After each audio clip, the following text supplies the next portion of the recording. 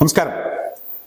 ഹാമിദ് ആറ്റക്കോയക്കെതിരെ ഉന്നതതല അന്വേഷണം നടക്കുന്നതായിട്ടുള്ള വിവരങ്ങളാണ് ഇപ്പോൾ പുറത്തു വരുന്നത്.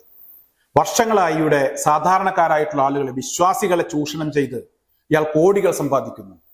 ഇത്തരത്തിൽ കിട്ടുന്ന കോടികൾ കൊണ്ട് ഇയാൾ പാവപ്പെട്ടവർക്ക് വീട് വെച്ചു കൊടുക്കാനാണ്, വൃദ്ധസദനങ്ങൾ പണിയുന്നതിന് വേണ്ടിയാണെന്നൊക്കെ പറഞ്ഞ് കോടിക്കണക്കിന് രൂപ വില വരുന്ന സ്ഥലങ്ങൾ വാങ്ങിക്കൂട്ടുന്നു.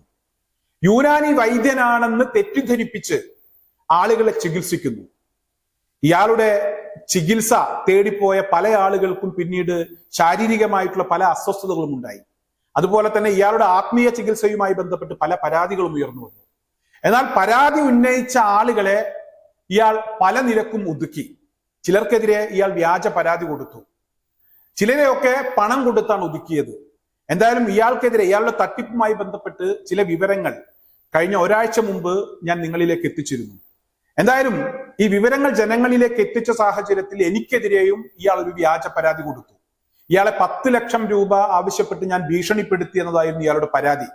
എന്തായാലും ഞാൻ ഇയാളുമായി ബന്ധപ്പെട്ട് ചില വിവരങ്ങൾ ജനങ്ങളിലേക്ക് എത്തിച്ച ഉടനെ തന്നെ ഇയാൾ ആദ്യം പറഞ്ഞത് എനിക്കെതിരെ നഷ്ടപരിഹാരത്തിന് കേസ് കൊടുക്കും, മാനനഷ്ട കേസ് ഫയൽ ചെയ്യുമെന്നാണ്. എന്നാൽ തൊട്ടടുത്ത ദിവസമാണ് ഇയാൾ നാട്ടികൽ പോലീസ് സ്റ്റേഷനിൽ പോയി എനിക്കെതിരെ ഒരു വ്യാജ പരാതി കൊടുക്കുന്നത്. എന്തായാലും അത് വ്യാജ പരാതിയാണെന്ന് ഏറെക്കുറെ വ്യക്തമായി കഴിഞ്ഞു. ആ പരാതിയുമായി ബന്ധപ്പെട്ട് എനിക്കെതിരെ ഇയാൾക്ക് ഒന്നും ചെയ്യാൻ കഴിഞ്ഞില്ല എന്നുള്ളതാണ്.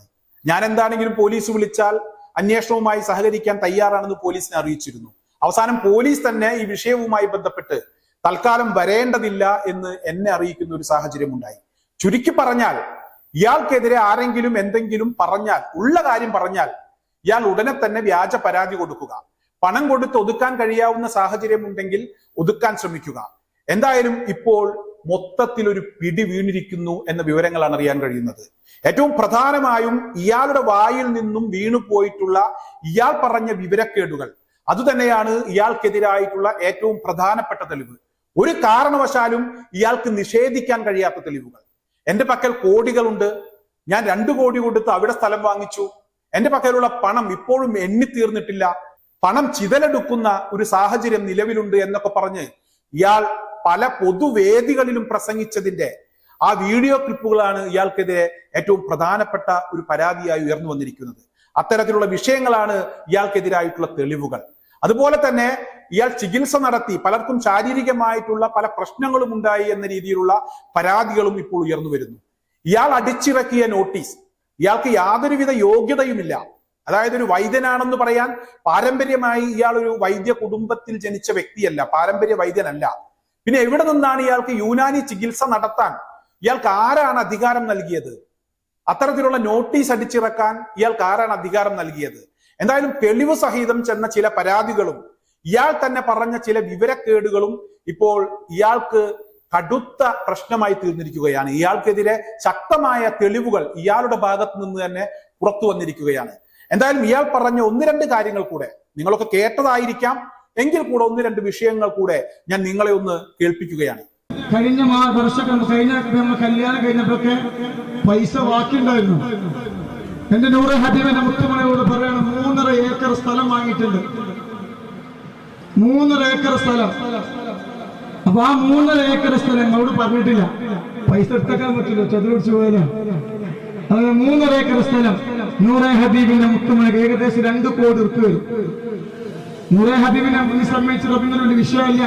കാര്യങ്ങൾ പങ്കെടുത്തില്ലേ, അതിന്റെ പൈസ ഇപ്പോൾ ഒന്നും തീർന്നിട്ടില്ല. ഞാൻ ഓടി വന്നത്. അതുകൊണ്ട് അർജന്റ് ഉള്ളവര് നിൽക്കരുത്. വിഷമിച്ചിട്ട് ഒരുപാട് തങ്ങന്മാർക്കും മുതലന്മാർക്കും പണിയില്ല. അതുകൊണ്ട് ഇന്നവർക്കൊക്കെ ദേശീയാണ് തമാശ പറയല്ലേ, തമാശ പറയില്ല. അപ്പൊ അതുകൊണ്ട് ഇൻഷാ അല്ലാഹ് ഞങ്ങൾ പൈക്കോലിന്റെ ദുആ വെക്കണ്ടാവും കേട്ടാ. ആ ടോക്കൺ വാങ്ങിച്ചത് മോളെ കുറച്ച് സബൂറാക്കണേ. അതായത് ഇയാൾ പറഞ്ഞ ഈ വിഷയങ്ങൾ തന്നെ ഞാൻ നേരത്തെ സൂചിപ്പിച്ചതാണ്. ഇയാൾ പറയുന്നു ഇയാളുടെ പക്കൽ കോടികളുണ്ട്, ഇയാൾ കോടിക്കണക്കിന് രൂപ കൊടുത്ത് സ്ഥലം വാങ്ങിച്ചിട്ടുണ്ട്, ഇപ്പോഴും ഇയാളുടെ പക്കലുള്ള പണം എണ്ണിത്തീർന്നിട്ടില്ല, പണം ചിതലെടുക്കുന്ന സാഹചര്യമുണ്ട് തുടങ്ങി ഇയാൾ തന്നെ പറഞ്ഞ വിഷയങ്ങൾ. ഇയാൾക്കെതിരെ എവിടെ നിന്നാണ് ഇത്രമാത്രം പണം? എത്ര പണം ഒരു മനുഷ്യന്, ഒരു സാധാരണക്കാരനായ മനുഷ്യന് എത്ര പണം കൈവശം വെക്കാൻ കഴിയും? മാത്രമല്ല ഇയാൾ എത്ര രൂപ ടാക്സ് അടച്ചിട്ടുണ്ട്? ഇതുവരെ ഇയാൾ ടാക്സ് അടച്ചിട്ടുണ്ടോ? എവിടെ നിന്നാണ് ഈ പണം വരുന്നത്?